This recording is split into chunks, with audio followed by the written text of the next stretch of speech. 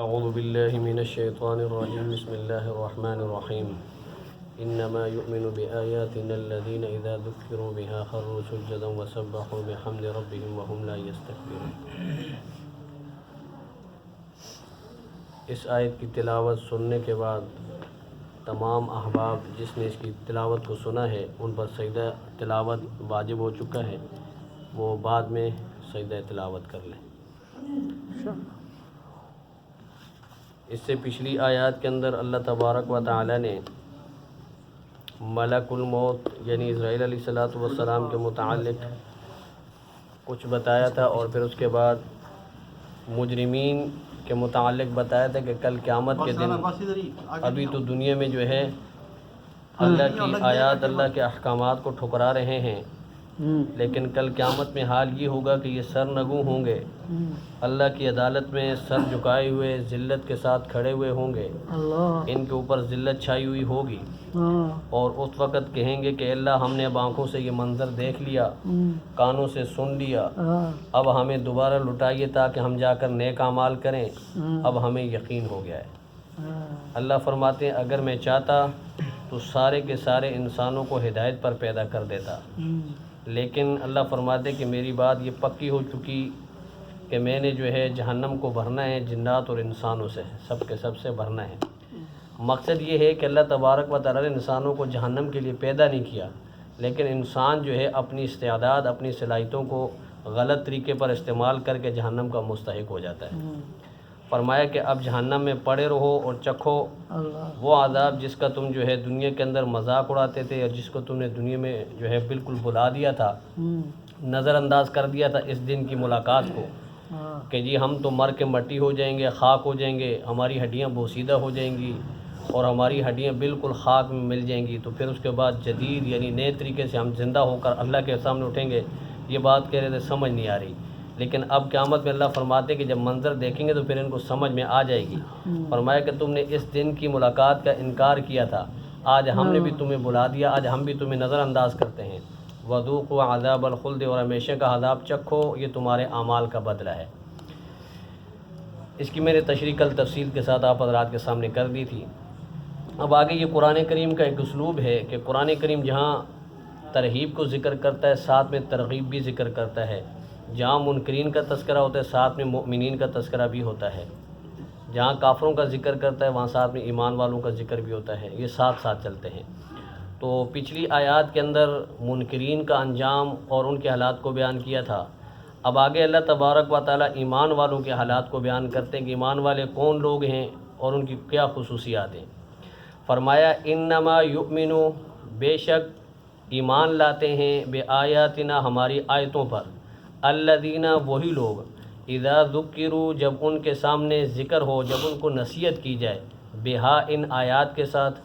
خروا سجدا تو وہ گر پڑتے ہیں سجدے میں، سجدہ کرتے ہوئے گر پڑتے ہیں سجدے میں، وسبحوا اور تسبیح بیان کرتے ہیں، بحمد ربہم اپنے رب کی تعریف کے ساتھ، حمد کے ساتھ، وہم لا یستکبرون اور وہ لوگ تکبر نہیں کرتے۔ یہ ایمان والوں کی بہت بڑی خصوصیت ہے۔ جب کبھی بھی ان کو اللہ تبارک و تعالیٰ کا قرآن سنایا جاتا ہے، اللہ کی آیات سنائی جاتی ہیں، وعیدیں سنائی جاتی ہیں، جنت کی بارے میں بتایا جاتا ہے، تو جنت کے نعمتوں کے بارے میں جب سنتے ہیں تو اس کے لیے یعنی کہ کوشش کرتے ہیں اور اس کے پیچھے پڑ جاتے ہیں، اور جب جہنم کی وعیدات کو سنتے ہیں تو اس سے اپنے آپ کو بچانے کی کوشش کرتے ہیں۔ حضور نبی رحمت صلی اللہ تعالیٰ علیہ وسلم نے فرمایا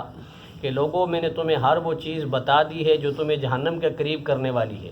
اور ہر وہ چیز بتا دی ہے جو تمہیں جہنم سے دور کر کے جنت کے قریب کرنے والی ہے۔ اب یہ اس انسان کا اپنا اختیار ہے کہ انسان اپنی مرضی سے جس چیز کو چاہے اپنے لیے اختیار کرے۔ میں نے پہلے بھی عرض کی کہ اللہ تعالیٰ نے انسان کو مجبور محض پیدا نہیں کیا، اس کو اختیارات دیے ہیں، جزوی اختیارات اللہ پاک نے اس کو عطا فرمائے ہیں۔ اب یہ اپنی استعداد صلاحیتوں کو بروئے کار لاتے ہوئے یہ جو ہے جنت کا راستہ بھی اپنے لیے استعمال کر سکتا ہے اور جہنم کی طرف بھی جا سکتا ہے، یہ اس کی اپنی مرضی ہے، اللہ تعالیٰ نے اس کو مجبور پیدا نہیں کیا۔ تو ایمان والوں کی خصوصیت یہ ہے کہ جب ان کو قرآن کریم کی تلاوتیں یا قرآن کریم کی آیتیں سنائی جائیں تو یہاں آیات سے مراد صرف قرآن کریم کی آیات نہیں ہیں، بلکہ ہر وہ چیز مراد ہے جو لوگوں کو اللہ کی طرف متوجہ کرے۔ اس میں قدرت کے مشاہدات جو مشاہدات ہم روزانہ کرتے ہیں یہ بھی شامل ہیں، معجزات بھی شامل ہیں، دلائل بھی شامل ہیں، ٹھیک ہے نا جی، اور روزمرہ جو ہم نعمتیں استعمال کرتے ہیں وہ ساری چیزیں اس کے اندر داخل ہیں، کہ جب وہ اللہ کی نعمتیں ان کے سامنے آتی ہیں نا، اللہ تبارک و تعالیٰ کی آیات نشانیاں اللہ کی ان کے سامنے آتی ہیں تو وہ فوراً یعنی کہ سجدے میں گر پڑتے ہیں، اس سے نصیحت حاصل کرتے ہیں۔ اب یہ ایمان والے کی صفت ہے۔ دوسری جگہ میں اللہ فرماتے ہیں کہ لم یخروا علیہا صما وعمیانا، جب یہ اللہ کی آیتوں کو سنتے ہیں نا ایمان والے تو یہ ان کے اوپر اندھے بہرے ہو کر گر نہیں پڑتے بلکہ تدبر کرتے ہیں، غور و فکر کرتے ہیں،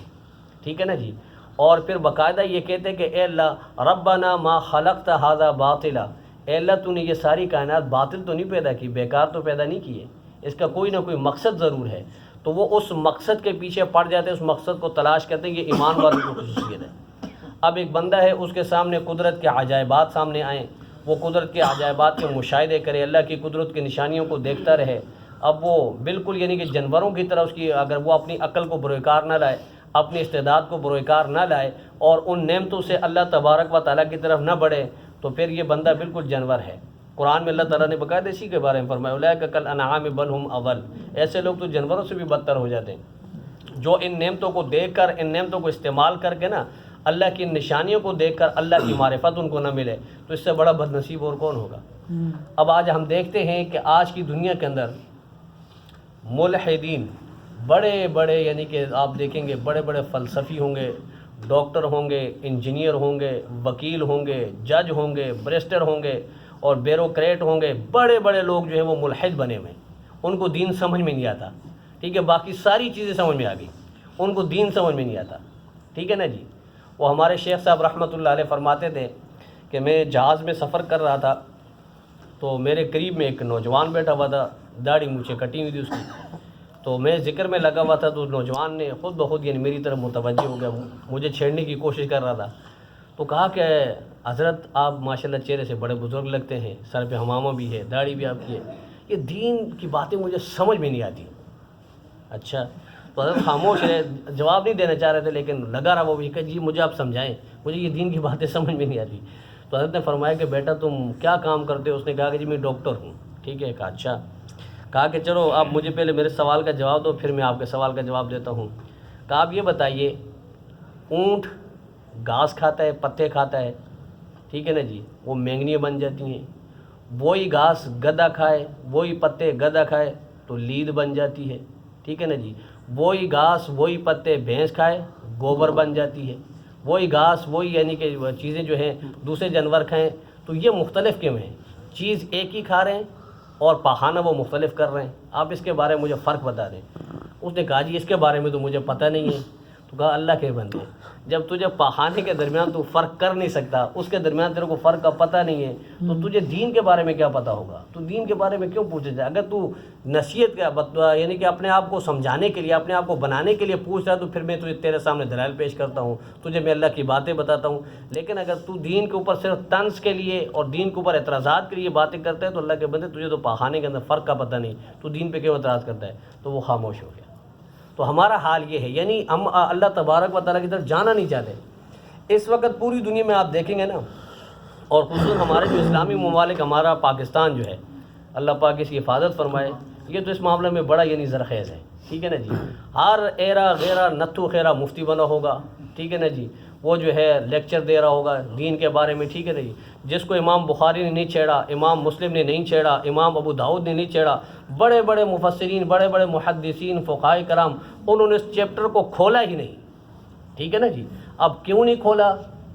اس وجہ سے نہیں کھولا کہ بھئی اگر کھولیں گے فتنہ ہے، امت پہلے ہی فتنے میں پڑی ہوئی، مزید فتنے میں پڑ جائے گی۔ حضور نبی رحمت صلی اللہ علیہ وسلم جب تک موجود تھے نا تو پھر تو فتنوں کا سد باب موجود تھا کہ اللہ کے نبی صلی اللہ علیہ وسلم موجود ہیں، لیکن آپ علیہ الصلوۃ والسلام کے پردہ فرمانے کے بعد صحابہ کا دور بھی رحمتوں والا دور تھا، وہ بھی یہ کہ فتنوں کو کور کر سکتے تھے، لیکن اس کے بعد یہ جو ہمارا دور ہے، ہمارا دور تو ہے فتنوں کا۔ اب اس میں آپ ایسے چیپٹر کو، ایسے عنوانات کو کھول دو کہ بھائی لوگ عوام جو ہے ایک دم بدزن ہو جائیں، یار یہ مولوی تو ہم سے باتیں چھپاتے رہے، ٹھیک ہے، مولوی نے ہمیں یہ حدیث بتائی نہیں، ٹھیک ہے نا جی، بس اس حدیث کا یعنی پس منظر کیا ہے، اس حدیث کی سند کیا ہے، اس حدیث کے راویوں کے کیا حالات ہیں، اس کے بارے میں کوئی پتہ نہیں، حدیث نمبر فلاں مسلم کی جو ہے حدیث نمبر 10,000 5,000، ٹھیک ہے نا جی، اس طرح کر کے لوگوں کو بیوقوف بنایا جا رہا ہے۔ اور لوگوں کو جو اپنی طرف، پھر جب پھنستے ہیں تو ایک ہی بات کے اندر، ایک ہی بات جب کرتے ہیں نا تو ایک ہی بات کے اندر 3 4 جھوٹ بول جاتے ہیں، اب انہیں پتہ بھی نہیں ہم کیا کہہ رہے ہیں، ٹھیک ہے نا۔ ایک عالم وہ ہوتا ہے نا جی، اسے اپنی بات پر پوری گرفت حاصل ہوتی ہے، وہ کیا کہہ رہا ہے اسے پتہ ہوتا ہے کہ میری زبان سے کون سے الفاظ نکل رہے ہیں، ٹھیک ہے نا جی۔ تو جو اس قسم کے لوگ ہوتے ہیں نا شعبدہ باز، وہ صرف لوگوں کو جدت کی طرف لانا چاہتے ہیں، جدید نئی چیزیں سامنے لاؤ مارکیٹ میں، اب لوگ جو ہے اس کے وہ ہو جائیں گے، عاشق ہو جائیں گے، بھائی زبردست یار دین کی خدمت تو کر ہی رہا ہے، اور کون ہے دین کی خدمت کرنے والا، ٹھیک ہے نا جی۔ تو ان چیزوں کو نہ چھیڑیں بھائی، دین جو ہے اللہ کا دین وہی ہے جو حضور صلی اللہ علیہ وسلم لے کر آئے اور صحابہ کرام نے جس دین کی اشاعت کی۔ تو بہرحال فرمایا کہ ایمان والوں کے سامنے جب اللہ کی آیاتیں آتی ہیں تو وہ جو ہے ان کے ذریعے جب ان کو نصیحت کی جاتی ہے تو وہ سجدے میں گر جاتے ہیں، اللہ کا شکر ادا کرتے ہیں اور اللہ تبارک و تعالیٰ کی معرفت تک پہنچنے کی کوشش کرتے ہیں۔ دوسری جگہ میں اللہ فرماتے ہیں کہ وَإِذَا تُلِيَتْ عَلَيْهِمْ آيَاتُ زَادَتْهُمْ ایمانا، جب ان کے سامنے اللہ کی آیتیں تلاوت کی جاتی ہیں ان کا ایمان بڑھ جاتا ہے، ایمان کی کیفیت بڑھ جاتی ہے، ٹھیک ہے نا جی۔ تو ہمارا حال یہ کہ ہمارے سامنے تو کئی تلاوتیں ہوں، ٹھیک ہے نا جی، جہنم کے تذکرے ہوں، جہاں جنت کے تذکرے ہوں، ہمارا ایمان نہ بڑھتا نہ گھٹتا ہے، ٹھیک ہے نا جی، ہمارا ایمان بالکل منجمد ہو گیا ہے، ٹھیک ہے نا جی، نہ آگے نہ پیچھے۔ تو یاد رکھیں ایمان بڑھتا بھی ہے گھٹتا بھی ہے، ایمان پر محنت کریں گے ایمان بڑھے گا، ایمان پر محنت نہیں کریں گے ایمان گھٹ جائے گا، اور گھٹتے میرے نبی نے فرمایا کہ پھر ایک رتی کے برابر رہ جاتا ہے دل میں، ٹھیک ہے نا جی۔ پھر انسان کے اوپر جو ہے بڑے مسائل آتے ہیں، پھر یہ انسان جو ہے دنیا کے اندر پھر پتہ نہیں کیسے کیسے عقائد اختیار کرتا ہے۔ البتہ یہ ہے کہ اگر اللہ کی ذات کے ساتھ شرک نہیں کیا نا اس نے شرک، تو پھر تو اس کی نجات ممکن ہے۔ اگر رتی کے برابر بھی اس کے دل میں ایمان ہوگا تو جہنم میں جانے کے بعد اللہ پاک اس کو جنت میں لے جائیں گے، لیکن اگر شرک کر بیٹھا ہے تو پھر اس کے سارے وہ ایمان جو ہے نا، وہ ایمان کی چھوٹی سی جو چنگاری تھی وہ بھی بجھ گئی، اب ختم ہو گیا، ٹھیک ہے نا۔ تو ایمان والا وہ ہوتا ہے جب ایمان والے کے سامنے اللہ کا ذکر ہو، اللہ کے پیارے حبیب کا ذکر ہو، اللہ کی نعمتوں کا ذکر ہو، جنت کا ذکر ہو، جہنم کا تذکرہ ہو، قبر کا حشر کا ذکر ہو، تو اس کا ایمان جو ہے نا وہ یعنی ہلنے لگے، حرکت میں آ جائے۔ اب اگر ایمان ایک ہی جگہ رہے تو یہ بڑا افسوس کا مقام ہے۔ اور علماء فرماتے ہیں کہ سب سے قیمتی ایمان والا شخص وہ ہے جس کا ایمان روز بروز یعنی اس کے ایمان میں ترقی ہو۔ اب ایمان میں ترقی کا مطلب کیا ہے؟ ایمان میں ترقی کا مطلب ہمیں کیسے سمجھ میں آئے کہ میرا ایمان بڑھ رہا ہے یا میرا ایمان گھٹ رہا ہے؟ اس کا آسان سا طریقہ یہ ہے کہ اگر آپ کی زندگی مثال کے طور پہ جو گزشتہ کل تھا نا، گزشتہ کل میں جو ہے نا میں اپنی زندگی کو سامنے رکھوں کہ میں نے کل کیا کیا ہے۔ میں نے کل جو ہے چاش کی نماز پڑھی، میں نے کل 5 نمازیں جماعت کے ساتھ ادا کی، کل میں نے رات کو تہجد پڑھی، ٹھیک ہے، کل میں نے نوافل کتنے پڑھے، کل میں نے تلاوت کتنی کی ہے، کل میں نے ذکر کتنا کیا، درود شریف کتنا پڑھا، استغفار کتنا کیا، ٹھیک ہے نا جی۔ اب اس کو سامنے رکھ کے آج کا جو دن تھا اس کو سامنے رکھیں کہ آج کے دن میں کیا کیا ہے۔ اگر آج کے دن میں یہ چیزیں اس سے بڑھ رہی ہیں، مثال کے طور پہ کل جو ہے میں نے 100 دفعہ استغفار پڑھا تھا، آج میں 200 پہ چلا گیا، ٹھیک ہے، ایمان بڑھ گیا۔ اور اگر میں نے 100 دفعہ ذکر کیا تھا 200 پہ چلا گیا میں، تو ایمان بڑھ گیا۔ کل میں نے 1 پارہ تلاوت کی تھی، آج میں نے 2 پارے تلاوت کر لی ہیں، تو ایمان بڑھ گیا۔ اسی طرح رات کو میں تہجد کے لیے نہیں اٹھ پایا تھا، ابھی میں تہجد کے لیے اٹھ گیا رات کو، ٹھیک ہے، میں نے تہجد پڑھ لی، ٹھیک ہے نا جی، تو ایمان بڑھ گیا۔ تو یہ کل میں نے جماعت کے ساتھ 2 نمازیں پڑھی تھی، آج میں نے جماعت کے ساتھ 5 نمازیں پڑھ لی، تو یہ ایمان بڑھنا شروع ہو گیا۔ یہ ایمان کی کیفیت ہے، ایمان بڑھ رہا ہے۔ اگر آپ کے اعمال کے اندر کمزوری پیدا ہو رہی ہے، ضعف پیدا ہو رہا ہے، اور کل جو اعمال کیے تھے آج اس سے بھی کمزور ہو رہے، تو یہ ایمان آپ کا نیچے کی طرف آ رہا ہے، ایمان کا لیول نیچے کی طرف آ رہا ہے۔ اب جب ایمان کا لیول اوپر کی طرف بڑھے گا نا تو ایمان کی بالکل مثال مقناطیس کی طرح ہے، میگنٹ ہوتا ہے نا،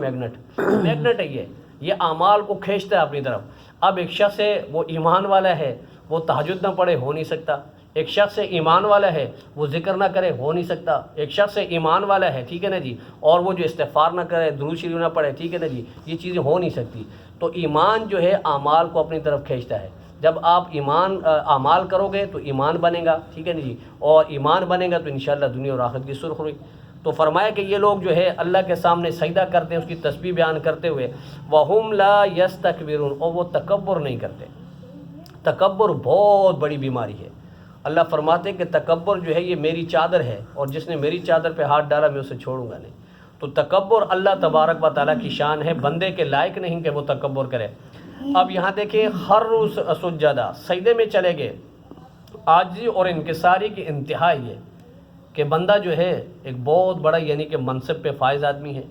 وہ وزیر اعظم ہے، صدر ہے، خلیفہ وقت ہے، ٹھیک ہے نا جی، لیکن اب حال یہ کہ جب وہ نماز میں کھڑا ہوتا ہے تو فوراً سجدے میں جا کر اپنی انتہائی عاجزی کا اظہار کرتا ہے. اب زمین پہ سر رکھ کے پیچھے سے یعنی کہ اپنے یعنی سرین اوپر اٹھا کے وہ انتہائی عاجزی کا اظہار کر رہا ہوتا ہے کہ اللہ میں تو بالکل عاجز ہوں، میرے پاس کچھ نہیں ہے،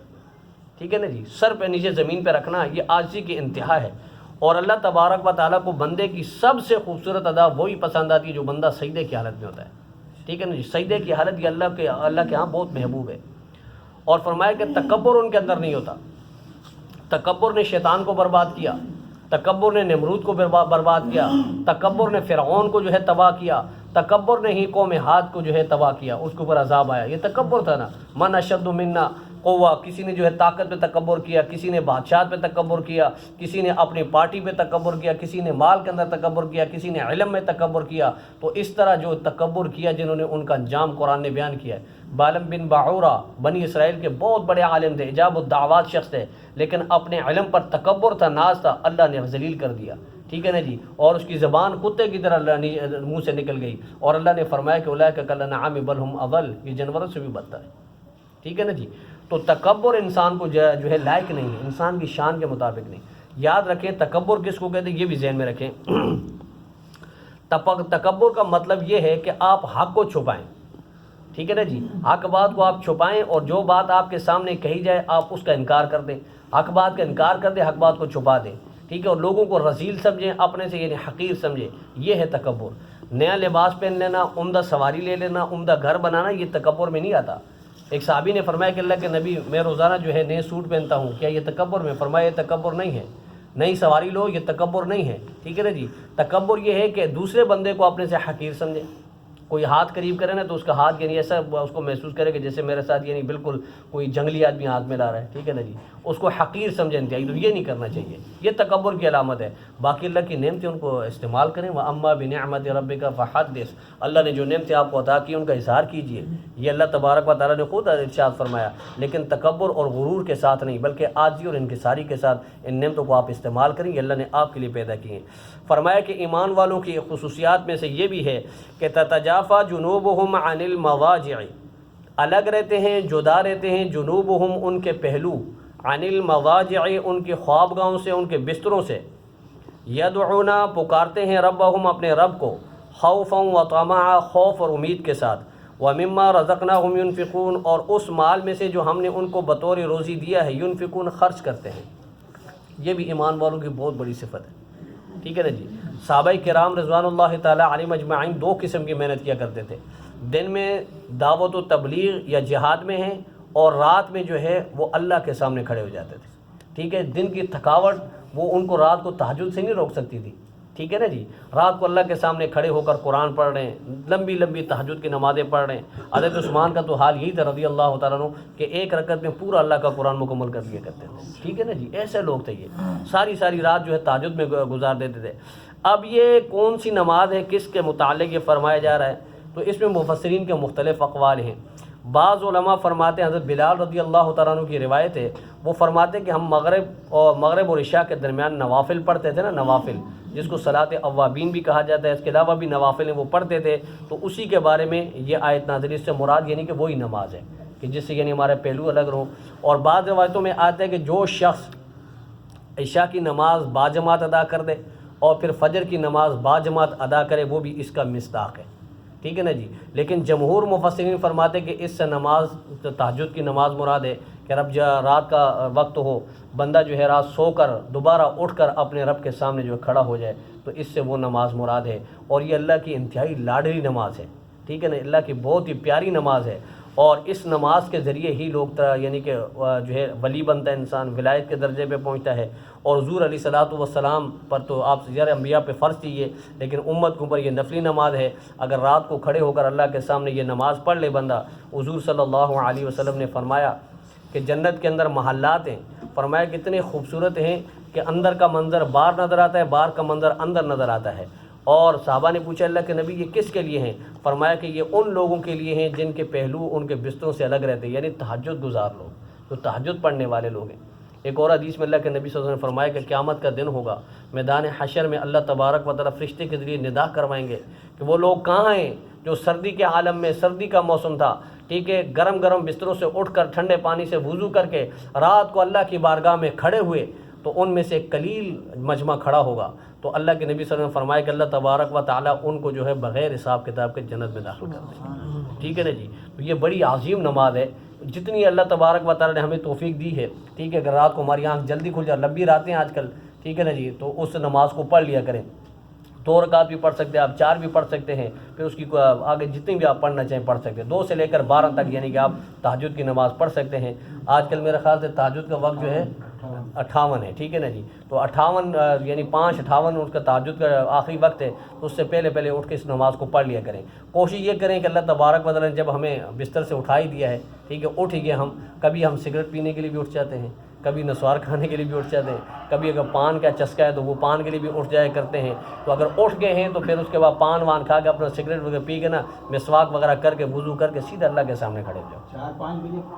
پان کھانے کی ضرورت ہے تو بعض لوگوں کو ہوتا ہے نشہ ہوتا ہے رات میں، ٹھیک ہے نا جی، اٹھتے ہیں وہ، تو بہرحال یہ اس نماز کو جو ہے کوشش کریں کہ زندگی میں جو ہے اس کو پڑھنے کی کوشش کریں، یہ بڑی عظیم نماز ہے، اللہ پاک ہم سب کو جو نصیب فرما دے۔ بعض ایسے ہوتے ہیں جن کی تہجد کی نماز کبھی قضا نہیں ہوتی، ہمارے نانے دیکھیں ضعیف آدمی ہیں، کمزور آدمی ہیں، ٹھنڈے پانی کے ساتھ وضو کر کے تہجد پڑھتے ہیں، کتنے عظیم انسان ہے یہ، اللہ کے ولی ہیں اس دور کے یہ، ٹھیک ہے نا جی۔ تو اللہ تبارک و تعالیٰ ہم سب کو بھی جو ہے اس نماز کو پڑھنے کی توفیق عطا فرمائے، اور اللہ کریم ہم سب کو بھی یہ فضائل نصیب فرما دے کہ ہم بھی جو رات کو اپنے بستروں سے اٹھ کر اللہ کی بارگاہ میں اپنے رب کے سامنے کھڑے ہو جائیں۔ وآخر دعوانا ان الحمد للہ رب العالمین۔ کل انشاءاللہ بدھ کا دن ہے جی، ہمارا مقامی گشت ہوگا، تمام احباب سے گزارش ہے کہ اس میں بھرپور شرکت فرمائیں، اللہ ہم سب کو عمل کی توفیق عطا فرمائے۔ وآخر دعوانا ان الحمد للہ رب العالمین۔ اللہم صلی علی سیدنا و مولانا محمد وعلی آل سیدنا و مولانا محمد وبارک وسلم۔ ربنا تقبل منا انك انت السميع العليم وتب علينا انك انت التواب الرحيم، وصلى الله تعالى على خير خلقه محمد وعلى اله وصحبه اجمعين برحمتك۔